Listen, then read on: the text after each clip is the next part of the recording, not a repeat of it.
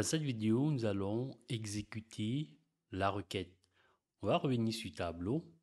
Nous avons vu précédemment le modèle logique, les tables physiques. Ici, nous avons rajouté des nouvelles colonnes, ou alors des nouveaux champs, sur une autre table de départ achat. Ce que nous allons faire, avant de valider cette requête, on va essayer de nettoyer et un peu, donc supprimer des colonnes qui reviennent en doublon. On va commencer par la table évaluation. Donc, nous avons évaluation, ici ID commande qui vient de la table évaluation. Nous avons également cette même table ID commande qui est là. Donc, ce que nous allons faire, on va supprimer cette table en faisant soit un clic droit sur la colonne. Donc, on va masquer, hein, on ne va pas supprimer. Donc, on va cliquer sur la colonne. On va cliquer sur cette petite onglet, pardon, et puis on va masquer. Voilà. Nous avons également pour cette jointure, on a zone géographique entre achat et personne. Donc, on va aller rechercher zone géographique au niveau de personne, que nous allons également masquer. On se rassure bien, oui. Donc, on va masquer. Et enfin, en que retour et achat, nous avons l'ID command. Donc, on va rechercher ID command, voilà, qui est là. Et nous allons également masquer.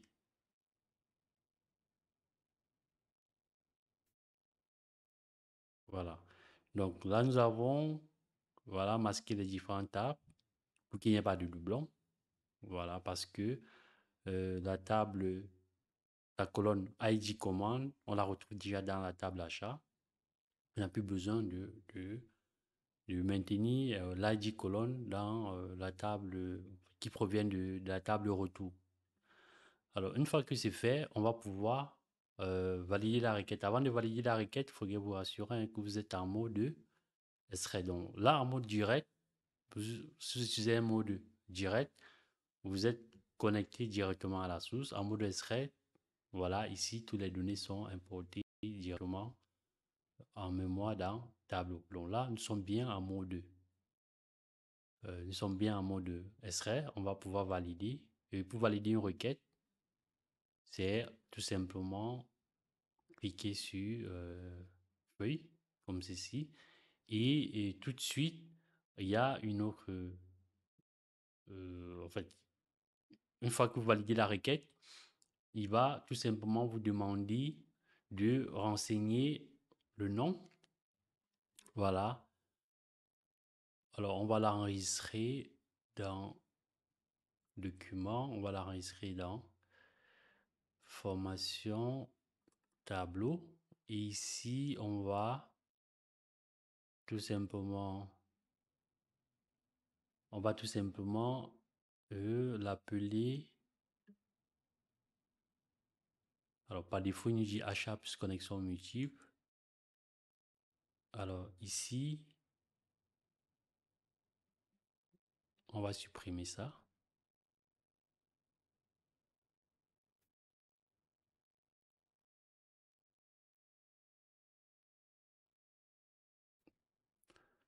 Alors, il faut bien noter que on va enregistrer le fichier qui aura l'extension .ip.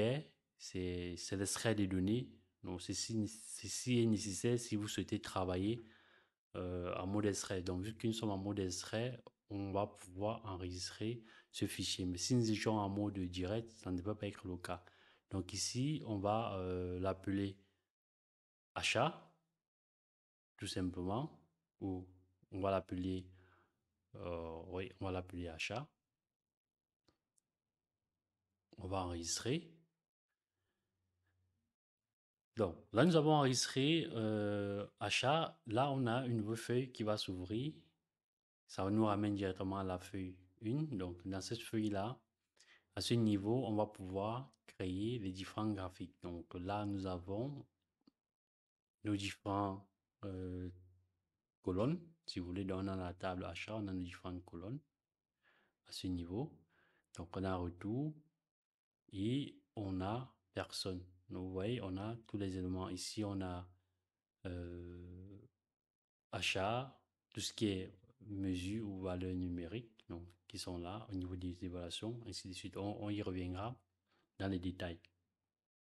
Donc, on a là toute l'intégralité de nos champs.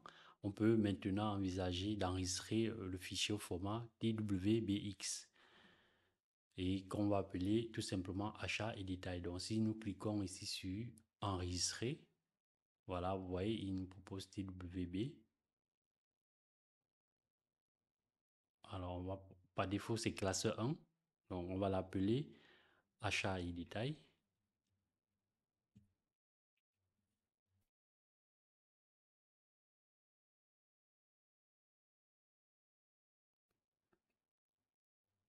Achat et détail.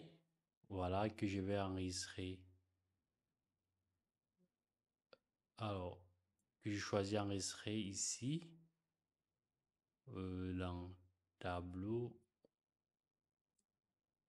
Voilà, je choisis d'enregistrer là.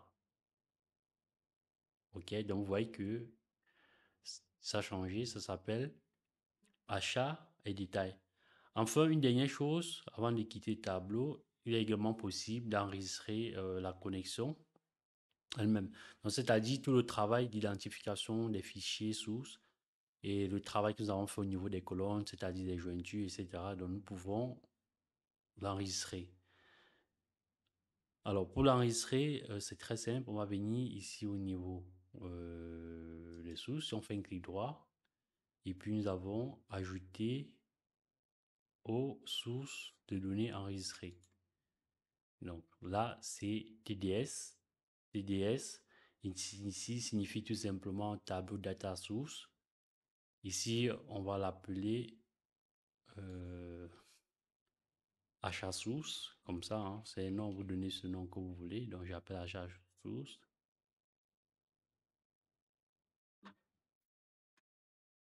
Alors, je vais juste supprimer ça. Je renomme. Si vous avez remarqué, par défaut, à chaque fois que je souhaite enregistrer un fichier, il veut l'enregistrer dans mon dossier tableau. Dans mon dossier tableau, dans source de données. Donc, voilà, j'ai modifié le chemin, hein. Voilà, donc je vais dans tableau, ici, et puis je vais l'enregistrer là.